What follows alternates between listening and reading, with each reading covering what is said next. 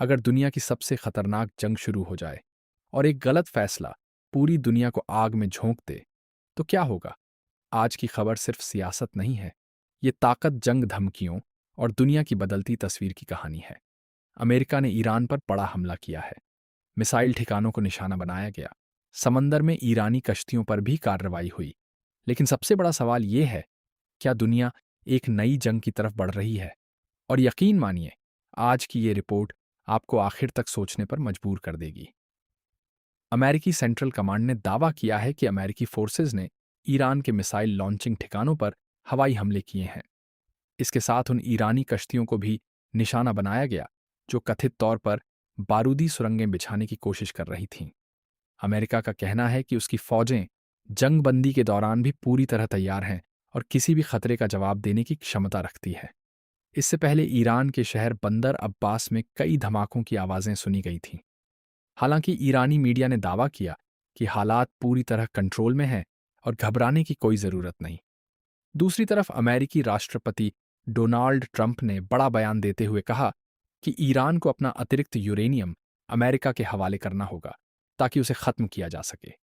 उन्होंने यह भी कहा कि अगर ऐसा नहीं होता तो किसी अंतर्राष्ट्रीय संस्था की निगरानी में उसे किसी दूसरी सुरक्षित जगह पर नष्ट किया जाना चाहिए। ट्रंप के इस बयान पर ईरान ने सख्त प्रतिक्रिया दी। घाना में मौजूद ईरानी दूतावास ने साफ कहा कि अतिरिक्त यूरेनियम ईरान में है और ईरान में ही रहेगा। ईरानी संसद की राष्ट्रीय सुरक्षा समिति के प्रमुख इब्राहिम अजीजी ने कहा कि आबनाए होर्मुज को किसी भी बातचीत का हिस्सा नहीं बनाया जाएगा।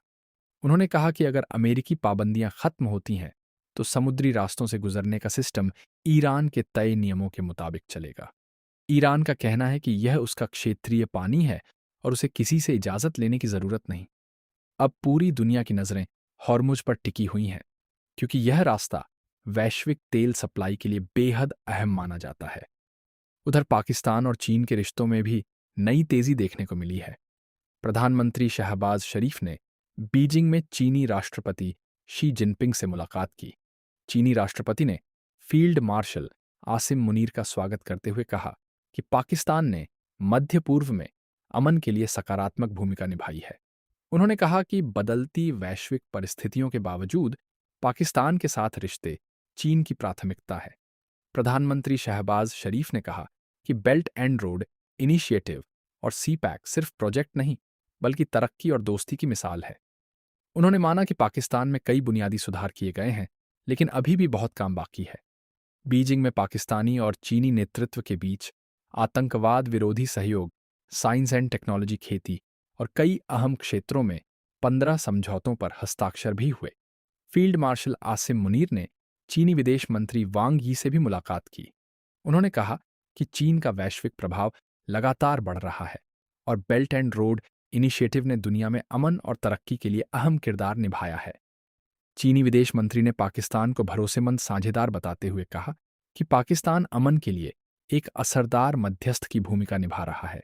उधर सऊदी अरब ने भी बड़ा बयान दिया है।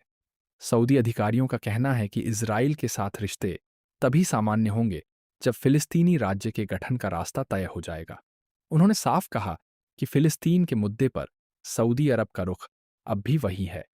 इस बीच बोहरी बिरादरी आज पूरे देश में ईद उल अजहा धार्मिक उत्साह के साथ मना रही है।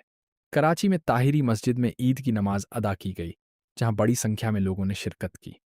दुनिया तेजी से बदल रही है। हर बयान, हर हमला और हर मुलाकात आने वाले वक्त की नई तस्वीर बना रही है। अब देखना यह है, क्या दुनिया अमन की तरफ जाएगी या एक और बड़े टकराव की तरफ।